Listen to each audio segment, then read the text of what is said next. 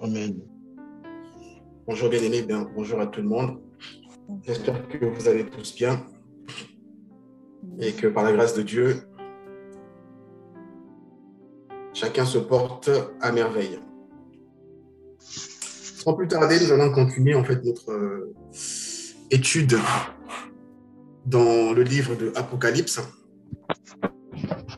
Par la grâce de Dieu, nous allons avancer selon son rythme. Et je crois pour moi, si Dieu fait grâce, on peut finir le chapitre 2 qu'on avait commencé le dimanche dernier. Donc, nous allons encore relire ce chapitre parce que on avait parlé, on s'était vraiment attardé sur l'église de Éphèse. Et Dieu voulant, nous allons voir le comportement des autres églises ce matin. Si on peut finir ça, et pour la semaine prochaine, on passe au chapitre 3. Apocalypse 2. À l'ange de l'église qui est à Éphèse, écrit: voici ce que dit celui qui tient les 7 étoiles dans sa main droite et qui marche au milieu des 7 chandeliers d'or. Je connais ta conduite, la peine que tu prends et ta persévérance.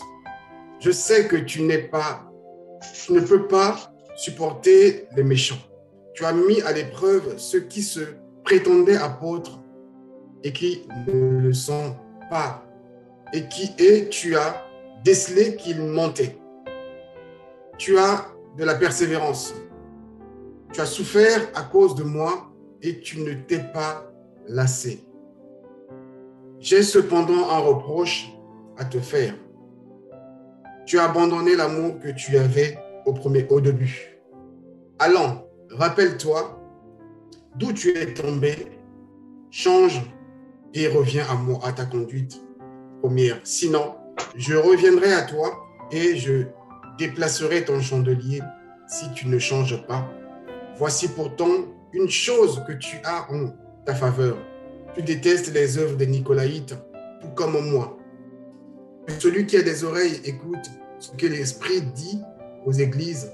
Au vainqueur, je donnerai à manger du fruit de l'arbre de vie qui est dans le paradis de Dieu. À l'église qui est à Smyrne, à l'ange de l'église qui est à Smyrne, écrit: voici ce que dit celui qui est le premier et le dernier, celui qui était mort et qui est à nouveau vivant. Je connais ta détresse et ta pauvreté. Et pourtant, tu es riche. Je sais les calomnies de ceux qui se disent juifs, mais qui ne le sont pas. C'est une synagogue de Satan. N'aie pas peur. Les souffrances qui t'attendent, voici, le diable va jeter plusieurs d'entre vous en prison. Pour vous tenter, excusez-moi, de synagogue. Voici plusieurs. Et vous connaîtrez 10 jours de détresse. Sois fidèle jusqu'à la mort, et voici, je te donnerai la vie pour couronne. Que celui qui a des oreilles écoute ce que l'Esprit dit aux églises. Au vainqueur, la seconde mort ne causera pas de mal. À l'église qui est à Pergame, à l'ange de l'église qui est à Pergame, écrit: voici ce que dit celui qui tient l'épée aiguisée à double tranchant. Je sais que là où tu habites, Satan a son trône, mais tu me restes fermement attaché. Tu n'as pas renié ta foi en moi, même au jour où Antipas, mon témoin fidèle, a été mis à mort chez vous, là où habite Satan. J'ai pourtant quelques reproches à te faire. Tu as chez toi des gens attachés à la doctrine de Balaam qui avaient appris au roi Balak à tendre un piège aux Israélites pour les emmener à pécher en mangeant des viandes provenant des sacrifices offerts aux idoles et en se livrant à la débauche. De même, tu as toi aussi des gens attachés à la doctrine des Nicolaïtes. Change donc, sinon je viens à toi sans tarder et je vais combattre ces gens-là avec l'épée qui sort de ma bouche. Que celui qui a des oreilles écoute ce que l'Esprit dit aux églises. Au vainqueur, je donnerai la manne cachée et une pierre blanche. Sur cette pierre est gravé un nom nouveau que personne ne connaît, sauf celui qui le reçoit. À l'église qui est à Thyatire, à l'ange de l'église qui est à Thyatire, écrit, voici ce que dit le Fils de Dieu, dont les yeux sont comme une flamme ardente et les pieds comme du bronze. Je connais tes œuvres, ton amour, ta fidélité, ton service et ta persévérance. Je sais que tes dernières œuvres sont plus nombreuses que les premières. Pourtant, j'ai un reproche à te faire.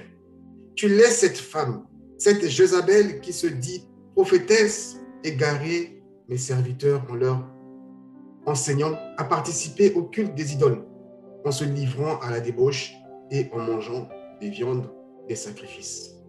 Je lui ai laissé du temps pour qu'elle change, mais elle ne veut pas renoncer à son immoralité. Voici, je te la jette. Voici, je la jette.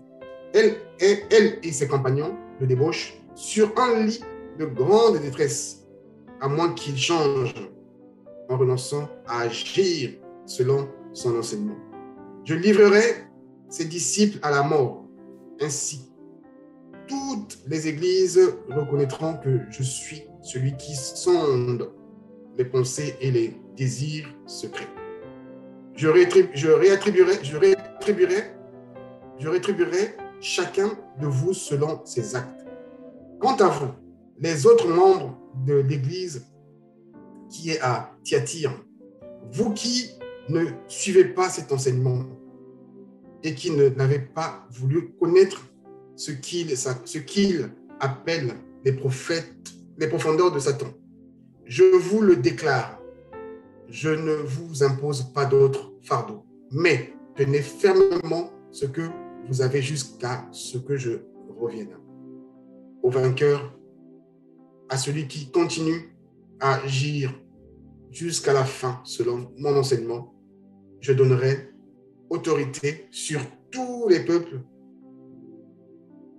Il les dirigera avec un spectre de fer comme en brise les poteries d'argile, ainsi que j'en ai reçu, moi aussi, le pouvoir de mon Père, et je lui donnerai l'étoile du matin.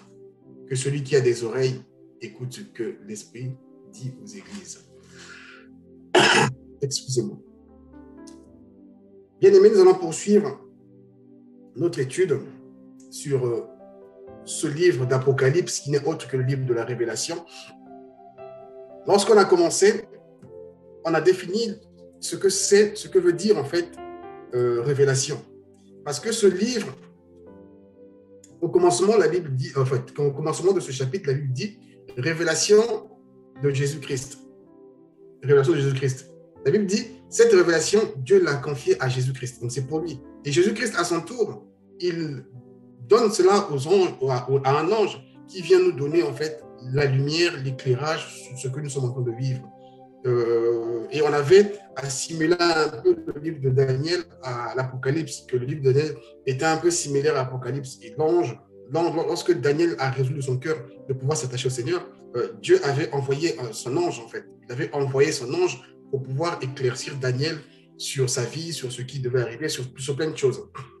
Et ici, au début de ce livre, le Seigneur nous fait comprendre que la révélation, c'est pour Dieu l'a confié à Jésus-Christ. Et Jésus-Christ, à son tour, il nous révèle en fait sa parole, il nous révèle en fait des situations au travers d'un ange assigné à notre exercice, si je peux me permettre de dire ça comme ça. Et on avait défini en disant que la révélation, en fait, c'est quoi? C'est l'action de révéler, de dévoiler en fait quelque chose, de faire connaître quelque chose à quelqu'un. C'est ça une révélation. Donc, en fait, c'est une prise de conscience quand quelqu'un te révèle quelque chose, tu deviens conscient, en fait. C'est comme on dit, un homme averti en vaut deux. C'est une expérience, en fait, soudaine d'une réalité. C'est ce que ça veut dire, révélation, apocalypse, c'est ça. Ce n'est pas...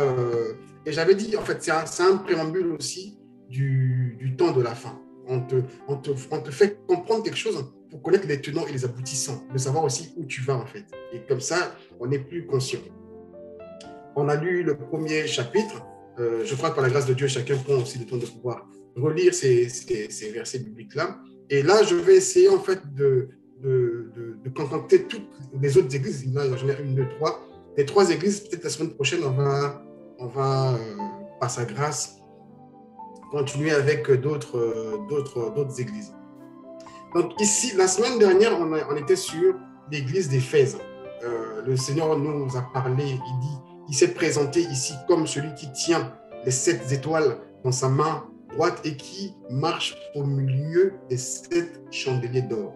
J'avais dit que quand on va poursuivre la lecture, on se rendra compte que Jésus s'est présenté de plusieurs manières. Il ne s'est pas présenté de la même façon à l'église d'Éphèse qu'à l'église de Smyrne qu'on va décortiquer ce matin. À l'église d'Éphèse, il s'est présenté comme celui qui tient les 7 étoiles dans sa main droite et qui marche au milieu des 7 chandeliers d'or. Il a reconnu la conduite de cette église-là, mais il avait quand même quelque chose à reprocher à cette église. Que cette église avait abandonné en fait son premier amour. Et Dieu, par sa grâce, il dit, je te laisse le temps de revenir à toi. Reviens à cet premier amour pour qu'on puisse continuer ensemble. L'autre fois, je disais que notre Dieu est parfait. Je crois par la grâce de Dieu qu'il attend à nous aussi, nous puissions devenir parfaits comme lui. Parce que la Bible dit, tel il est, tel nous sommes. Il y a des gens qui disent souvent que non, je ne suis pas parfait, je suis comme ça, je suis être humain, je suis imparfait. C'est remettre en fait en cause le Créateur, parce que le Créateur nous a créés à son image. Il ne peut pas nous créer quelque chose d'imparfait. Le but pour nous, quand on prend le temps de lire sa parole, par sa grâce, il nous a donné les Écritures. Pourquoi? C'est pour qu'on soit conscient de qui nous sommes réellement. C'est comme quand on achète un téléphone ou une voiture, il y a le constructeur, en fait, prend le temps de marquer, en fait, les éléments nécessaires dans un document qu'on nous fournit. Quand on achète un meuble, avant de monter le meuble, il faut prendre le temps de lire, en fait, la caution, là, pour s'en rendre compte de la manière dont on va utiliser ces éléments. Pour certains, quand ils prennent, par exemple, des médicaments, ils ne prennent pas le temps de lire, en fait, la notice. Et c'est très, très important de lire la notice. Et pour nous, notre notice, c'est la Bible. Dieu dit tel il est, tel nous sommes. Raison pour laquelle, quand je lisais ces passages, je me dis, Seigneur, ces personnes sont... Il y a une bonne conduite. Pourquoi tu trouves toujours quelque chose à reprocher, en fait? Au fond de moi, je crois par la grâce de Dieu qui m'a dit, je suis parfait. Vous devez être parfait. Vous devez marcher à atteindre la perfection. Vous ne devez pas rester imparfait. Raison pour laquelle je vous rappelle quand même certains défauts. Là où il y a des failles, je vous rappelle ça. Pourquoi? Pour vous laisser le temps de pouvoir vous rattraper. Je n'ai pas envie que vous passiez à côté. Je ne peux pas non plus vous recevoir avec certains défauts. Soyez parfaits tel que je suis parfait. Raison pour laquelle je comprends pourquoi Paul il dit, je traite mon corps durement, parce qu'il avait vu l'espérance en fait. Il avait vu la chose qui devait arriver après. Donc pour ce matin, Dieu nous parle à l'église de Smyrne. Et ici, il se présente différemment. La Bible dit quoi? À l'ange qui est assigné à cette église, il dit, voici celui qui est le premier et le dernier. Celui qui était mort et qui est à nouveau vivant. C'est quand on repart un peu plus haut. À l'église de Sphèse, il a dit quoi? Voici celui qui tient les 7 étoiles dans sa main droite. Et ici, il se présente différemment. Mais c'est la même personne. C'est la même personne. Il dit à toi, l'église de Smyrne, il reconnaît en fait ta détresse, ta pauvreté, et pourtant tu es riche. Tu es riche. Il dit, je connais les calomnies de ceux qui se disent juifs, parce qu'il y avait pas mal d'hypocrisie au niveau de cette église-là aussi, qui ne le sont pas. C'est une synagogue de Satan, un lieu de culte où Satan est roi, où Satan règne. Mais il dit à son peuple, parce que parmi toutes ces personnes-là, il y avait ceux qui avaient la marque de Dieu. Il dit à son peuple, il dit, n'aie pas peur. La souffrance qui t'attend. J'ai souvent pour habitude de dire que la parole de Dieu, ce n'est pas un long fleuve tranquille. Venir à Christ, ce n'est pas seulement dire Jésus t'aime. Mais il faut qu'on aille réellement à la profondeur de la chose pour bien former, pour bien enseigner, en fait, je dirais, les enfants de Dieu pour devenir disciples de Jésus-Christ afin d'être appelés chrétiens. J'ai comme l'impression qu'on renverse parfois la situation. Raison pour laquelle nous sommes des chrétiens yo-yo. On vit en fonction des événements. On vit en fonction des sentiments, des émotions. Parce qu'on ne connaît pas en fait les procédures, ou on ne connaît pas la réalité de qui nous sommes réellement. Ici, Jésus nous dit, n'aie pas peur. Je sais qu'au milieu de où tu es, dans le monde où tu es, Satan a sa synagogue là. Mais je dis à toi de ne point avoir peur, parce que des souffrances vont arriver. Tu vas souffrir. Tu vas vraiment, vraiment souffrir. Mais n'aie pas peur par rapport à cela. Ce n'est pas parce que tu vois ton frère tomber et ta soeur tomber que toi, tu puisses avoir peur. Tu dois te garder ferme.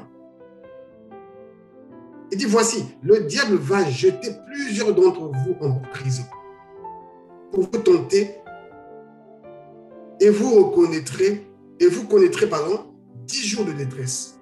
Il y a un temps qui est fixé.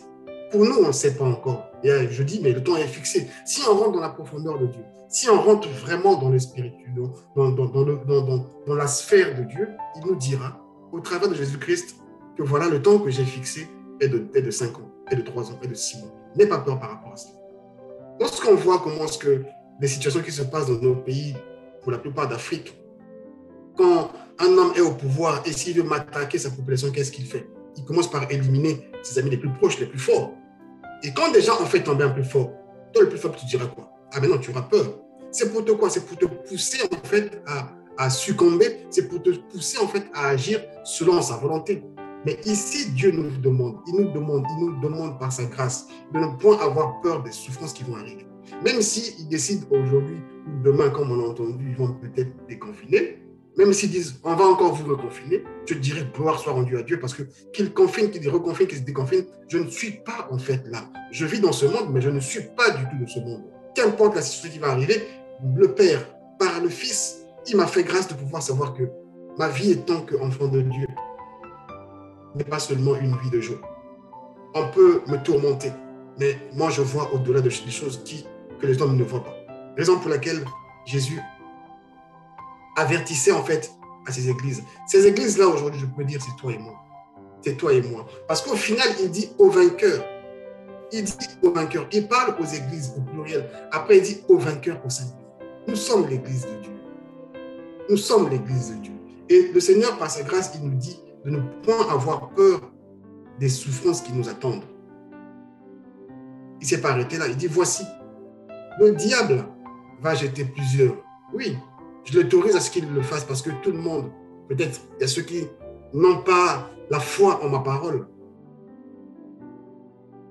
Il y a ceux qui n'ont pas foi en ma parole, ils ne viendront pas habiter avec moi. Si tu n'as pas foi en ma parole, pourquoi tu resteras avec moi? C'est comme si j'ouvrais ma maison aux hypocrites. Les mêmes qui viennent chez moi, qui m'insultent, les mêmes qui sont dehors, qui... Je ne sais pas, non. Moi, j'ai besoin de vivre avec ceux qui croient en ma parole, ceux qui marchent de ma volonté. Ils ont accepté parce qu'ils n'ont pas cédé à la doctrine de Satan. Ils n'ont pas cédé parce qu'ils voulaient avoir un billet de 10 000, de 11 000, de 50 000, de 500 000. Ils voulaient avoir une voiture. Ils n'ont pas cédé par rapport à cela. D'où l'exemple dont j'ai pris, on observe les chefs d'État pour certains pays, excusez-moi de vous le dire, qui matraquent, qui persécutent en fait son peuple par commencer à montrer que voilà, j'ai mis en prison celui-ci, il y a l'autre qui a été exécuté, et c'est toi qui vas résister. Si tu ne cèdes pas, mais demain, Dieu me dit de ne pas avoir peur de cela. Même s'il va essayer de me tourmenter, il va essayer de te tourmenter, il va essayer de te mettre à mal. La Bible dit, n'aie pas peur par rapport à cela. N'aie pas peur à la souffrance. Qui te manque 1 € pour vivre, qui te manque 1 $ pour vivre, qui te manque 100 francs pour vivre, n'aie pas peur par rapport à cela. Moi, je suis avec toi. Continue dans ta marche. Continue avec la vision que tu as. Je te l'ai montré. Dans le chemin dans lequel tu vas me prendre, tu n'y auras pas seulement des roses, il y aura des épines aussi. Il faut savoir se tenir ferme par rapport à cela. Beaucoup iront en prison. Pour vous tenter, il dit, pour vous tenter. Et vous connaîtrez 10 jours. Pas pour vous tuer, pas pour vous éliminer, mais il va vous tenter. Parce que quand il envoie l'autre en prison, ça, mais il te tente à faire quoi? À céder. À dire qui tu es pour pouvoir résister face à moi qui a mis tes chefs en prison. J'aime souvent dire ça. Gloire soit rendue à Dieu. Gloire à Dieu. Parce qu'il te dit ce matin, sois fidèle. Ne cède pas. Sois fidèle jusqu'à la mort. Il dit jusqu'à la mort.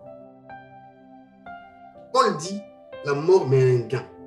Parce que Paul a vu au-delà. Paul, la Bible dit, il a visité le 3e ciel.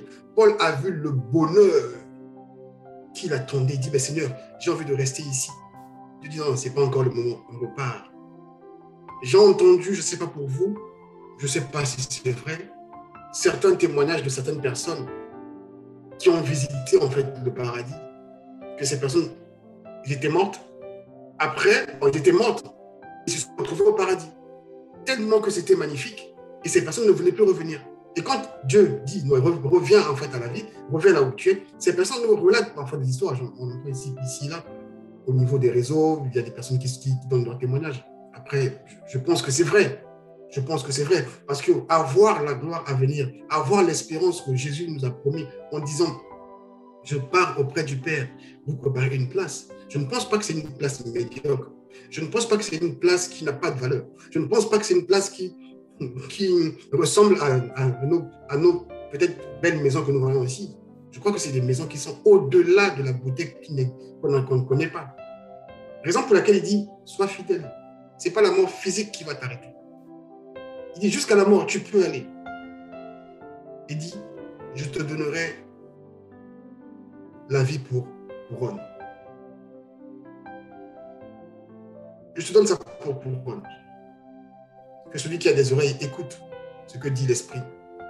Au vainqueur, la seconde mort n'aura pas d'effet, n'aura pas de mal à cela. C'est ce que la Bible nous dit. Excusez-moi, je ne vais pas trop me tarder sur toutes ces églises. Là. Comme je dis, on va finir aujourd'hui les 2 autres églises qui nous restent. Et je nous invite en tout cas à prendre le temps pour pouvoir lire encore ces passages et de demander la révélation. Parce que le Seigneur a mis dans le cœur de chacun une portion des Écritures, une portion d'exécution de tâches à faire. De la manière où il me l'a révélé, il peut te révéler la même chose, mais d'une autre manière, et pour son but, pour un seul but, excusez-moi, pour un seul but, pour l'accomplissement de sa parole. Donc, à celui qui a des oreilles, écoute.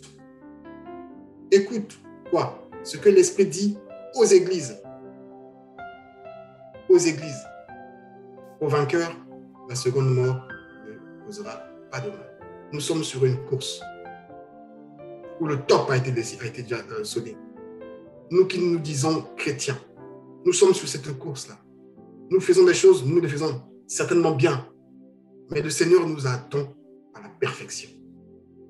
Le Seigneur nous attend à cela parce qu'il dit, tel il est, tel nous sommes. Je n'ai pas envie de lire toute la Bible pour comprendre ça. Tel il est comment? Il est parfait. Donc moi aussi, je dois aspirer à devenir parfait. Et comment est-ce que je peux vivre parfait? Il n'y a qu'une solution, c'est de vivre selon l'Esprit. Quand on vit selon l'Esprit et que l'Esprit Saint nous dirige aussi, je ne pense pas que l'imperfection pourra être ou pourra faire partie intégrante de notre vie. C'est parce que nous ne vivons pas par l'Esprit. C'est parce que notre chair nous rappelle parfois à la vie que nous avons ici. Raison pour laquelle Dieu nous laisse certainement le temps de revenir à lui, comme il a dit à l'église d'Éphèse, il dit, je te demande de revenir à ton premier amour. Sinon, c'est moi qui reviendrai vers toi. Et à l'église de Smyrne, il reconnaît, dit, toi tu te dis pauvre. Tu vois, tu te parles, tu dis que tu es pauvre, mais pourtant tu n'es pas pauvre, tu es riche.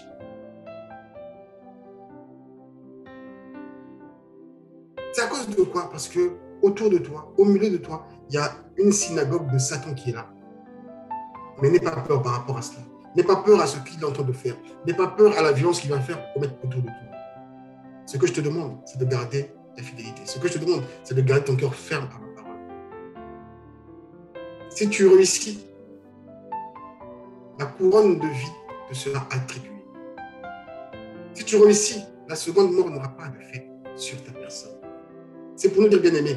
C'est sûr qu'on va lire les autres, ça va être un peu similaire, mais par la grâce de Dieu, je crois qu'il y a un mot pour chaque église. Et les remarques ne sont pas de la même façon. C'est pour nous dire, en fait, nous devons rester fidèles à la parole de Dieu. Nous devons chercher à tout prix à marcher selon ce que l'Esprit nous demande de faire. Je reconnais une chose, que ce n'est pas facile. Je reconnais vraiment que ce n'est pas facile. Moi, en premier, j'aspire, je prie toujours au Père de me faire grâce afin de vivre selon sa volonté. Il y a des fois où j'arrive parfois à flancher. Il y a des fois où parfois j'arrive à baisser ma garde. Et quand je baisse ma garde, je me dis, tiens, non, je dois me relever là. Ce n'est pas juste ce que je fais. Ce n'est pas juste ce que je dis. Je ne suis pas appelé à vivre cette vie-là. Je dois me relever. Il ne faut pas que demain, cette situation se reproduise. Et je crois que comme ça, le Seigneur fera grâce. Et je crois que c'est comme ça que le Seigneur va nous affermir aussi. Parce que quand je regarde à un enfant, observer un enfant qui commence à marcher, ce n'est pas tout de suite il se met debout et il marche. Ce que j'apprécie dans ce mouvement-là, dans ce temps-là, c'est que l'enfant est persévérant. Malgré qu'il tombe, l'enfant ne s'arrête pas là. C'est pas il dit que non, je suis tombé, je me suis fait un bobo ici, je vais m'arrêter. Non, l'enfant il retente encore de se mettre debout pour faire un pas, pour faire un deuxième. Et un jour, il fait un pas, il ne tombe pas. Il fait un deuxième pas, il ne tombe pas. Il fait un troisième pas et c'est parti pour la vie. Et je crois que c'est là que le Seigneur nous attend tous, comme moi les premiers. Pour l'église qui est à Pergame, la Bible dit quoi? L'ange de l'église de Pergame, qui est à Pergame, voici ce que dit celui qui tient l'épée aiguisée à double tranchant. C'est la même personne. Mais là, il s'est présenté maintenant comme celui qui tient l'épée à double tranchant. Et bien aiguisée, sa parole, très bien aiguisée. Je sais là où tu habites. Je reconnais, je sais. Satan a son trône, juste à côté de la maison là où tu es là. Je sais. Mais tu restes fermement attaché. Tu n'as pas renié ta foi en moi. Même au jour où Antipas, mon témoin fidèle, a été mis à mort chez vous, là où habitait Satan. J'ai pourtant quelques reproches à te faire. Tu as chez toi des gens attachés à la doctrine de Balaam qui avaient appris au roi Balak à rendre un piège aux Israélites pour les emmener à pécher en mangeant des viandes provenant des sacrifices offerts aux idoles et en se livrant à la débauche. De même, tu as toi aussi des gens attachés à la doctrine des Nicolaïtes.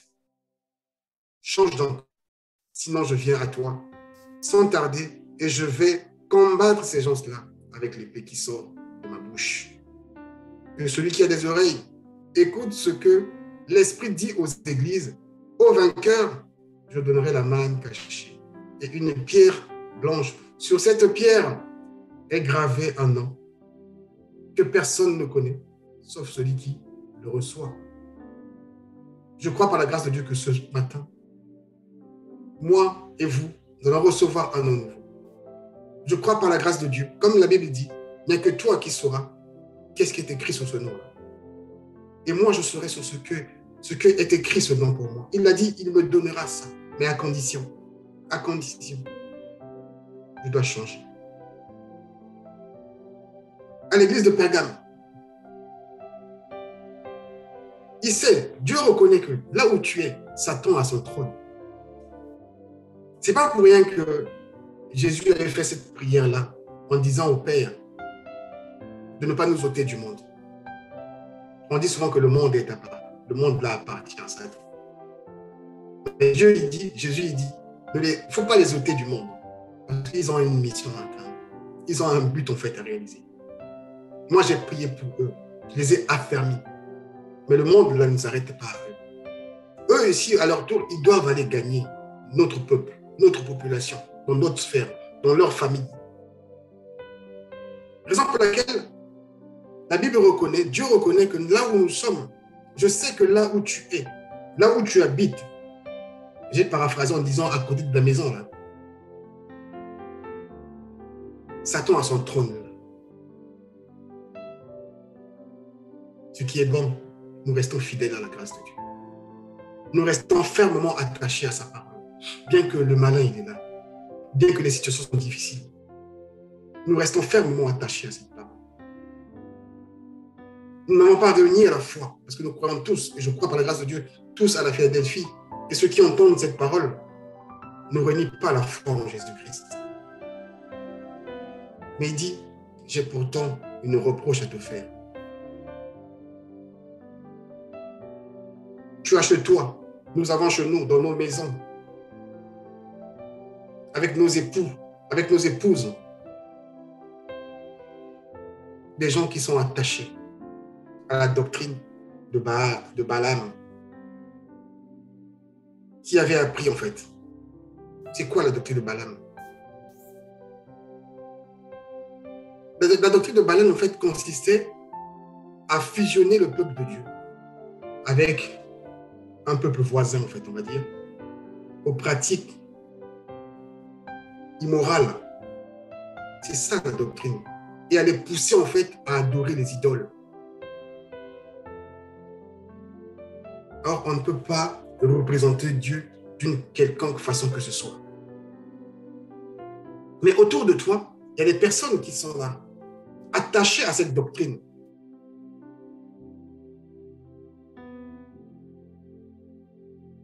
Qui tentent à piéger mon peuple, à les mettre à mal, à les mettre de côté. Dis de même, tu as des gens aussi attachés à la doctrine des Nicolaïtes. Si vous vous rappelez, la semaine dernière, on a parlé de ce que c'est le nicolaïsme. C'est une doctrine, c'est une secte en fait, qui parle des hérésies, qui soutiennent des hérésies. Et on s'est dit que l'hérésie, c'est une... En fait, l'hérésie consiste en fait à s'opposer à une doctrine, consiste à s'opposer à ce qui est la révélation, la vérité de la parole de Dieu. Qui prend une portion des Écritures et qui en fait une généralité, qui tord en fait l'Écriture. Mais toi, tu restes attaché à ces personnes. Dieu, ce matin, il dit, par sa grâce, il nous demande de changer. Il dit, change donc. Nous devons changer. Change. Change. Sinon,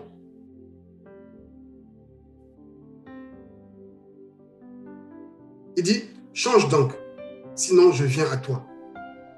Sans tarder. Parce que ce que tu fais là, tu vas ramener les gens vraiment, tu vas les pousser à passer de côté. Change. Maintenant, je dis change. Parce que je n'ai pas envie que tout le monde puisse aller dans votre sens. Que tout le monde puisse soit adepte du nicolaïsme. Non, ce n'est pas ce que je veux. Je te laisse le temps de changer. Sinon, je viendrai te combattre avec ma parole. Sinon, je viens te combattre avec l'épée qui sort de ma bouche. On remarque, quand je dis, le Seigneur remarque les motivations de chacun. Le Seigneur remarque que chacun a des efforts quand même à fournir. Il dit, gloire soit rendue à Dieu pour cela. Mais je suis parfait, comme je l'ai dit. Tel je suis, tel vous devez être. Corrigez-moi cette chose-là. Je n'ai pas besoin que vous veniez à moi avec ces défauts. Il faut que vous les corrigez. Sinon, moi, je viendrai à toi. Je viens te combattre, toi, qui laisse, tu es conscient que oui, mon frère fait parfois des choses qui sont gauches, mais je laisse quand même passer. Dieu ne veut pas ça. Dieu est contre ça. D'où la Bible dit, celui qui a des oreilles, écoute ce que l'Esprit dit aux églises. Au vainqueur, je donnerai la manne cachée. Lorsque vous lisez ça, je ne sais pas comment c'est écrit dans votre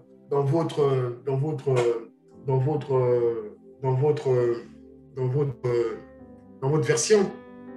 Il parle du pluriel, après il revient en fait au singulier. Il revient au singulier. Il dit au vainqueur, je donnerai la manne cachée.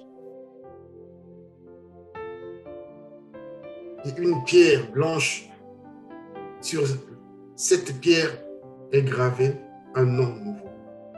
Un nom nouveau. Je ne serai plus appelé Satel. Tu ne seras plus appelé au nom que tu t'appelles. Tu vas être appelé au nom de quelqu'un d'autre. Tu vas être appelé différemment. Tu t'appelleras différemment. Parce que c'est un nom qui sera gravé. Il n'y a que toi qui sauras, qui connaîtras ce nom-là. Il va te révéler ce nom au travers de ce qu'il va te dire. D'où j'ai dit que chacun reprenne le temps de lire ces passages.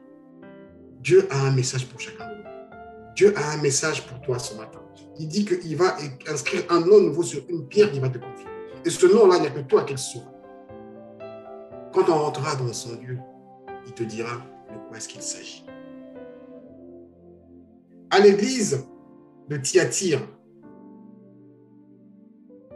voici ce que dit le Fils de Dieu, dont les yeux sont comme une flamme ardente et les pieds comme du bronze. Ici, il s'est présenté aussi différemment.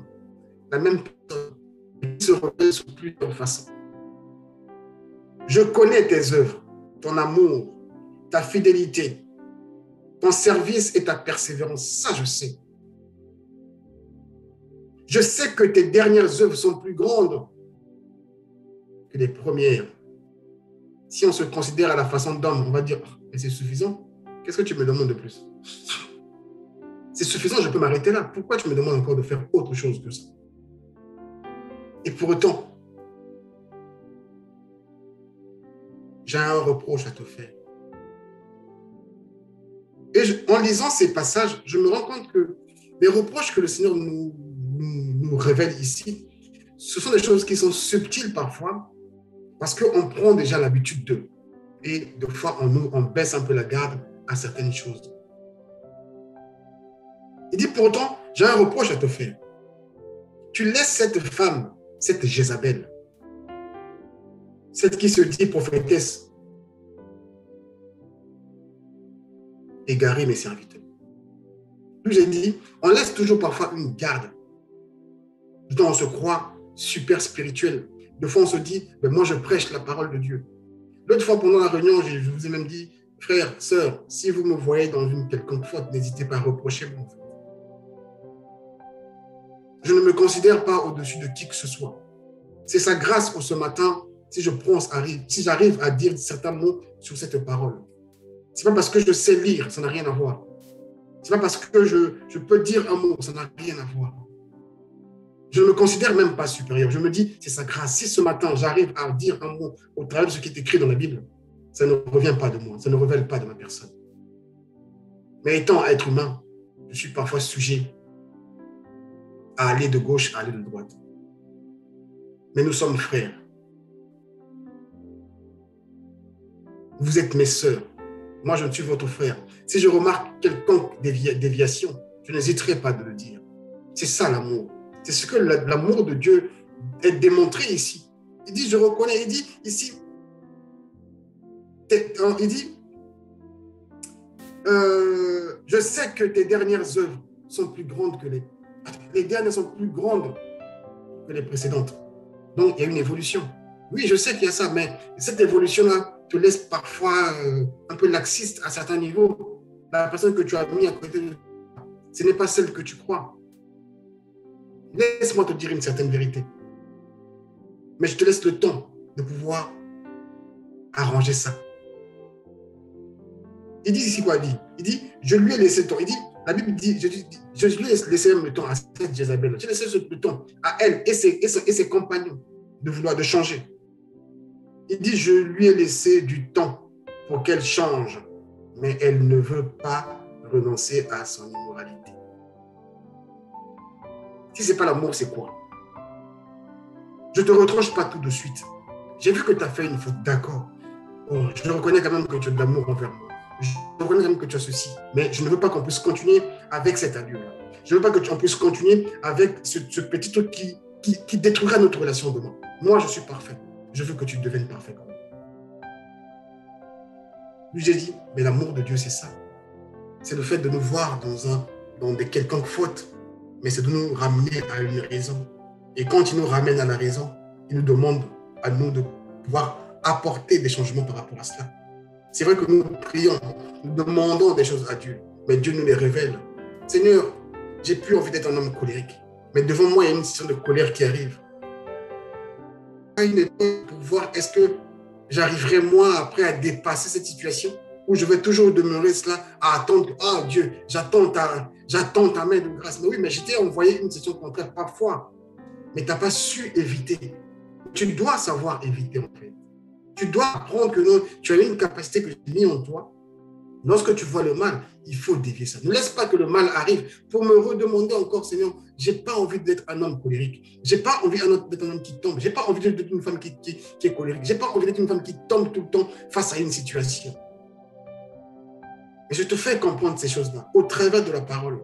D'où j'ai dit ces choses-là ont été écrites pour te servir à toi d'exemple, à moi d'exemple. C'est pour mon instruction. Raison pour laquelle je te dis ça. Ne prenons pas le temps de Dieu comme un temps où on se dit, oui, j'ai encore le temps de pouvoir me rigoler. Parce qu'on ne connaît pas l'heure, on ne connaît pas le jour, on ne connaît pas la date. Nous sommes ignorants de toutes ces choses-là. Et tout ce qu'on sait, c'est que nous sommes avertis. L'avertissement, là, ce n'est pas pour attendre, je ne sais pas, une manifestation miraculeuse. C'est pour simplement que nous puissions prendre conscience de notre état, de qui nous sommes. Bien-aimés, nous sommes créés à l'image de Dieu. Tu es une créature si merveilleuse, pas comme le monde le dit. Tu es créé à l'image de Dieu. Des fois, on peut te dire tu es une créature si merveilleuse pour te pousser parfois à l'orgueil. Ce n'est pas ce que je veux te dire ce matin.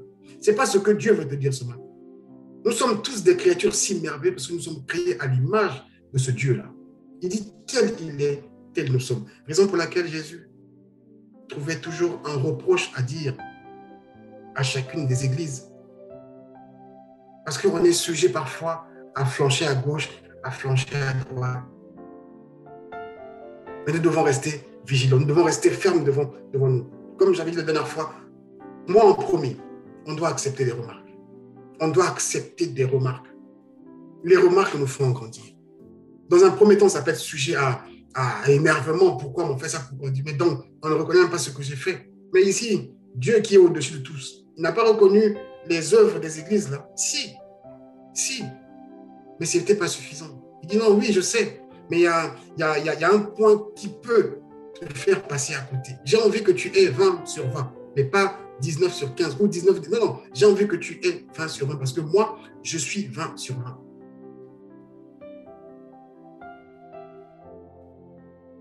Et si on n'arrive pas à changer, que chacun fasse l'examen de conscience. Moi, je commence par moi-même.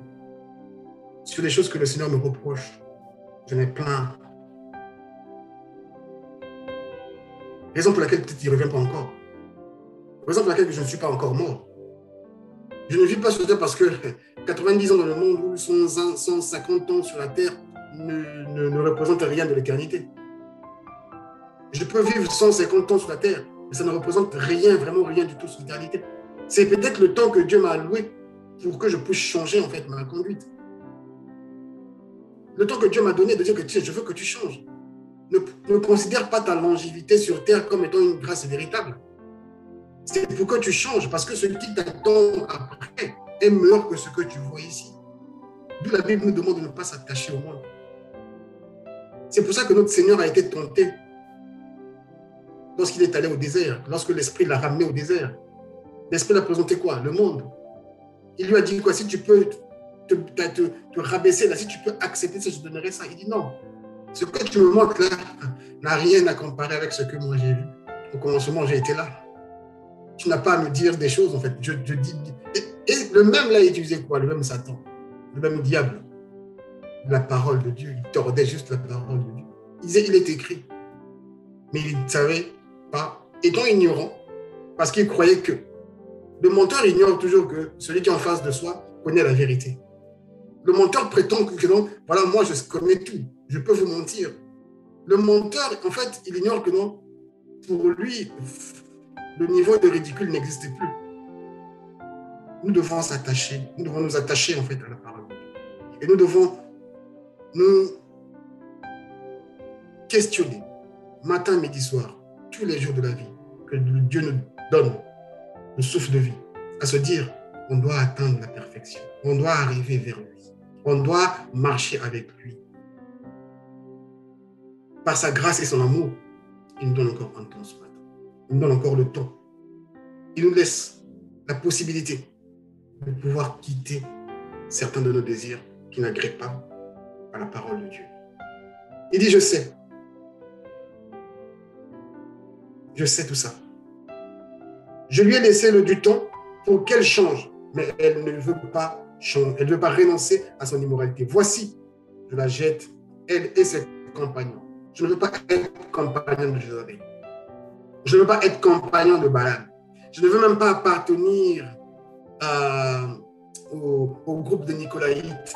Je ne veux même pas. Je ne veux même pas un seul instant. La parole de Dieu nous parle. C'est pas aux non-chrétiens, c'est pas aux gens qui sont du dehors, c'est aux gens qui sont à l'intérieur. La Bible dit que le loup est dans la bergerie.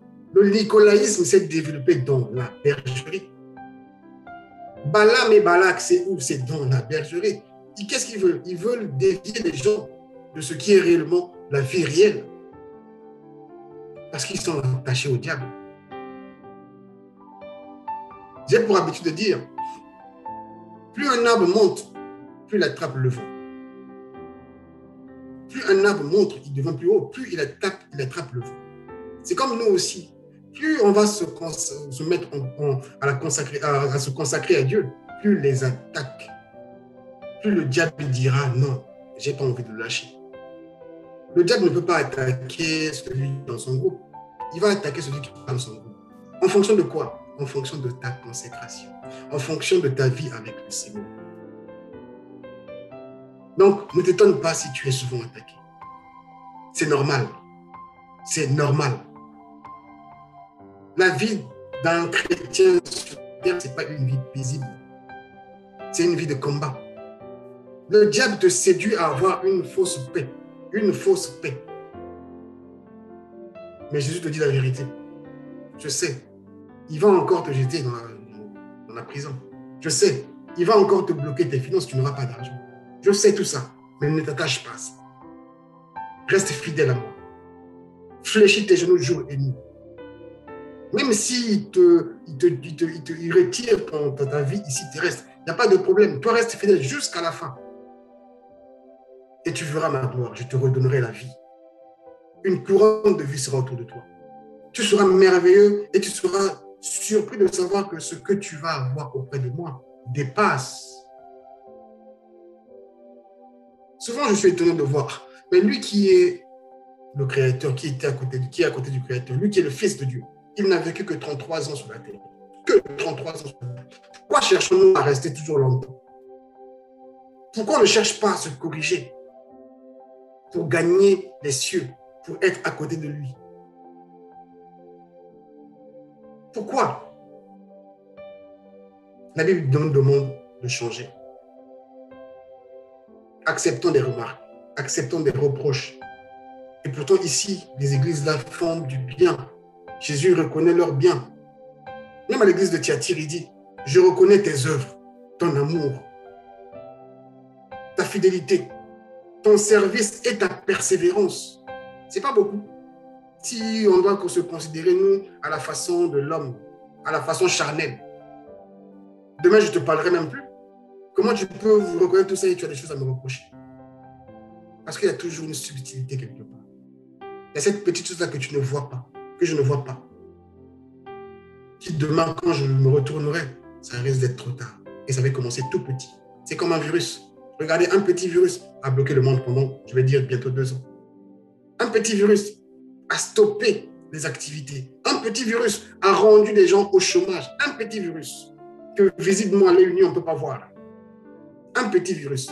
Et c'est aussi ça, ces petits comportements. Ces hommes-là qui venaient d'une manière subtile. Pour Jézabel, c'était une prophétesse. Mais ce n'était pas une prophétesse de Dieu. C'était l'infiltré du diable. Mais Dieu, par sa grâce, il a vu toutes ces choses. Dieu, par sa grâce, nous connaît. Dieu, par sa grâce, voit tout ce que nous faisons. Et Dieu, par sa grâce, ce matin, il me dit à moi, il me dit à toi, d'apporter du nouveau sur ce qui est mauvais. De quitter ce qui est mauvais afin de s'attacher à lui. C'est le temps qu'il nous donne encore. Il nous parle à toutes, il parle à nous tous ici. Nous sommes l'Église du Seigneur. Il nous demande de changer sur un acte. Il y aura toujours quelque chose. Nous ne nous considérons pas comme étant imparfaits. Je n'ai pas envie de proclamer dans ma bouche que je suis imparfait. Non, je suis l'image de Dieu. C'est vrai que j'ai à corriger. Je dois les corriger parce que j'ai envie d'atteindre, en fait, d'être à côté de lui. Sinon, je me demande pourquoi la Bible dit tel il est, tel je suis. Pourquoi la Bible dit que l'homme a été créé à l'image de Dieu? Est-ce que Dieu est imparfait? Pour nous qui nous disons parfois, ironiquement, ah oui, je ne suis pas parfait, je ne suis pas parfait. Est-ce que Dieu est imparfait? Le fait de dire que je confesse que je ne suis pas parfait, effectivement, je ne resterai pas aussi parfait. Effectivement, je serai toujours sujet, même si je tombe, je ne vais pas revenir là où je suis tombé. Effectivement, lorsqu'on me ferait des remarques, je ne serai pas capable de pouvoir accepter ça parce que oui, je suis imparfait. À lire ces mots, à considérer toutes les phrases que Jésus a connues, à proclamer dans toutes ces églises, à l'église de Thyatire. Mais si ces églises aussi se disaient, ok, il ne nous reconnaît pas, on va tous abandonner. Et c'est parce que Dieu nous montre ce qui est à venir. Il dit, je connais les projets que j'ai formés pour toi. On ne parle pas directement à Dieu aujourd'hui, il dit c'est par Jésus-Christ en fait. C'est lui. C'est à lui que j'ai confié ces choses. Si je dois demander, je dois demander à Jésus-Christ. C'est à Jésus-Christ en fait de me révéler ce que Dieu lui a confié pour moi. Je nous encourage à chercher à vivre une vie de perfection, une vie parfaite. Pas une vie, je ne sais pas comment, non. Une vie, franchement, je pense que c'est possible. La solution, c'est que nous devons marcher selon l'Esprit de Dieu. Je ne dis pas que je marche selon l'Esprit de Dieu. Je dis ça à Jésus ce matin. Qu'il me fasse grâce que je puisse marcher selon son Esprit aussi. Nous devons nous encourager mutuellement. Je pense que si entre nous, on s'encourage comme ça, on finira par y atteindre, en réalité. Nous devons être parfaits. Ce que le Seigneur attend, c'est d'avoir une église sans tache ni défaut. Raison pour laquelle il a fait mention à toutes ces églises-là d'un petit point. Il dit, oui, ici c'est bien, mais là, je dis, il faut que tu changes. En tout, il n'a pas pris une décision ferme jusqu'ici. On lit, il n'a pas pris une décision ferme. Il dit, je vous laisse le temps de vouloir changer ça. Mais ce temps-là, nous, on ne connaît pas ça. Je crois que ce temps, c'est le moment où tu écoutes sa parole. Nous ne devons pas résister. On ne doit pas résister aujourd'hui à dire que je vais attendre encore un petit moment. Non, c'est maintenant ou jamais. Tu dois considérer cette parole pour pouvoir apporter un changement. Telle est ma prière ce matin. Telle est ma prière pour toi ce matin. Telle est ma prière pour ma personne ce matin. De pouvoir mettre en pratique la parole que je viens de dire. De pouvoir la relire. De pouvoir marcher selon ce que le Seigneur me dit. Pour les églises, là, Dieu a dit des points. Ces points qu'on a vus. Il nous demande de nous améliorer. Et pour toi, pour moi, Dieu a aussi dit quelque chose. Et nous sommes tous conscients de ce que nous devons changer. La prière est le vœu de mon cœur ce matin. Que nous puissions atteindre cette perfection. La prière est le vœu de mon cœur ce matin. La grâce est déjà là. Il a dit à nous. Il n'a pas dit que je viens vous changer. Il a dit à nous de changer. Ne restons pas comme des enfants qui toujours, oui, j'attends qu'ils viennent, j'attends. Mais il est déjà là. Il nous a parlé. Il n'a pas dit que... Moi, je ne sais pas où c'est écrit que oui, je vais changer pour toi. Je ne vois pas où c'est écrit. C'est à moi de changer. C'est à moi de changer. C'est à toi de changer. C'est à nous de changer. Je prie que demain, nous puissions tous nous retrouver à l'endroit où Jésus nous attend. On va se rigoler, on se tape, ah, mon frère, ma soeur, tu as vu ce que Dieu avait fait? Ah, tu as vu la grandeur de Dieu? C'est parce qu'on a résisté. C'est parce qu'on a tenu bon. Rappelons-nous lui-même sur le chemin de la mort. Sa chair l'a rappelé sur cet emploi. Où Jésus dit, Seigneur, si c'est possible, éloigne cette coupe de moi. Éloigne ça de moi. Parce que la chair commençait à réclamer. Mais toutefois, que ta volonté soit faite. Et Dieu ce matin nous fait comprendre, malgré les difficultés, malgré ce qu'on pourra nous présenter, si on sait que ce n'est pas de Dieu, il ne faut pas baisser la garde. Nous ne devons pas baisser la garde. Dieu nous attend à être parfait, à être comme il est. Sinon, il ne ferait pas des reproches à toutes ces églises. Je ne suis pas sûr. S'il a fait des reproches à toutes ces églises, parce qu'il attend d'avoir une église sans tache ni défaut. Il dit sans tache ni défaut. Donc, il ne faut pas qu'il y ait le péché. Le péché, ce n'est pas seulement le fait de l'impudicité. Non, tu peux ne pas être impudique, mais tu peux être idolâtre. Tu peux ne pas être impudique, mais tu es un convoiteur. Je ne sais pas si ça se dit. Tu peux ne pas, parce que les gens pensent au péché que, non, quand il est tombé, donc il est parti avec une femme, il est parti avec un homme. Non, ce n'est pas seulement ça.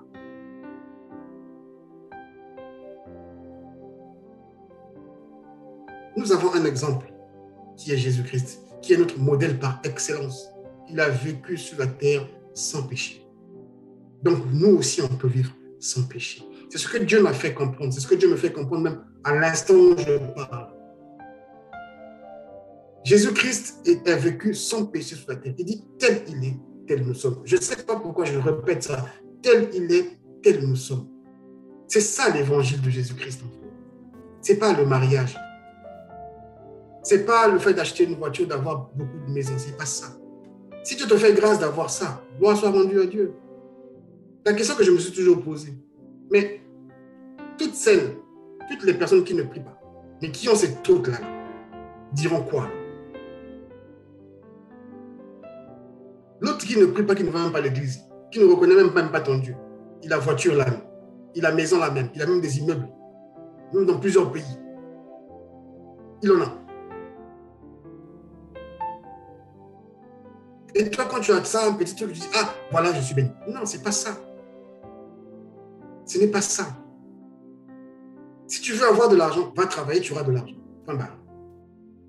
Si tu veux avoir de l'argent, j'encourage tout le monde. Celui qui veut avoir de l'argent, celui qui veut avoir des biens, n'a qu'à aller travailler, tu auras de l'argent.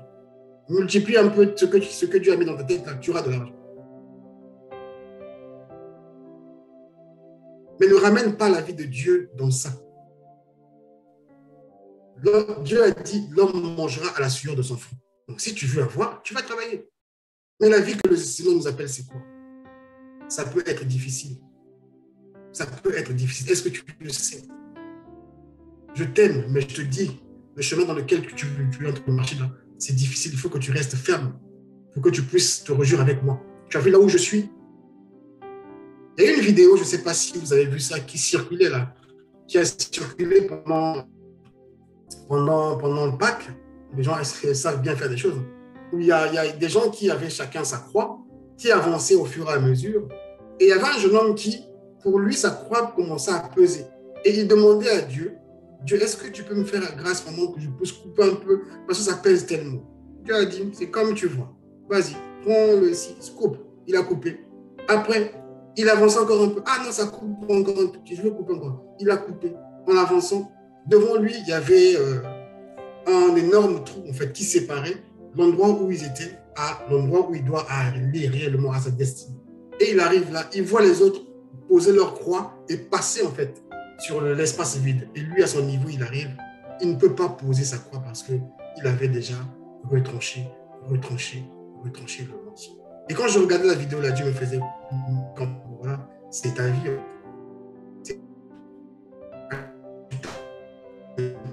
Oui, je te donne pardon. Est-ce que tu repars pour reprendre est-ce que tu repars pour te dire non, je dois me corriger par rapport à ça? Est-ce que tu abandonnes ça? Quand tu n'abandonnes pas, c'est tout ce que moi je retranche. Et le jour où tu seras face à moi, tu n'auras pas la capacité de pouvoir traverser. Parce que en toi, j'en ai mis la capacité. En toi, je t'ai donné la possibilité de pouvoir avancer. En toi, tu as cette capacité que toi, tu ignores.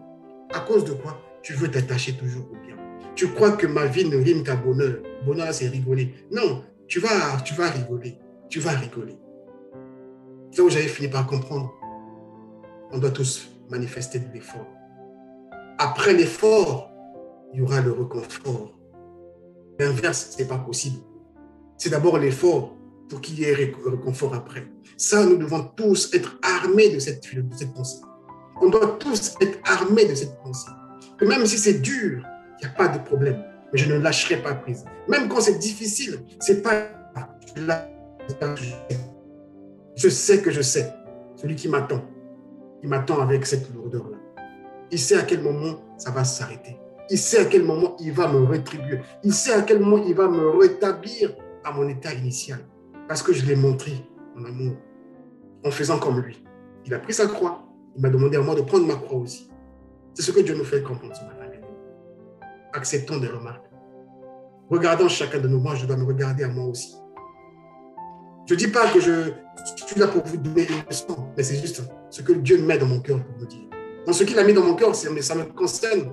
Ça ne concerne pas que vous. Ça nous concerne nous tous. Nous devons nous attacher en fait à sa parole. Nous devons en fait comprendre ses préceptes. Le monde là, va toujours nous ramener vers le bas. Le monde va toujours nous dire que oui, tu as faim. Mais la nourriture qui ne périt jamais, c'est la parole de Dieu. Cette parole nous permet de faire quoi? De nourrir mon esprit. Et mon esprit aura de l'impact sur mon âme. Je ne vais pas succomber à tout parce que c'est comme ça. Car j'ai vu la gloire venir. J'ai vu la promesse. J'ai vu la belle villa que j'ai à côté de là où habite Jésus. Là. Moi, je suis juste à côté. Là. Il dit, c'est ça ta maison. Donc, si tu veux arriver à voir ta maison, garde-toi fidèle. Ne tombe pas.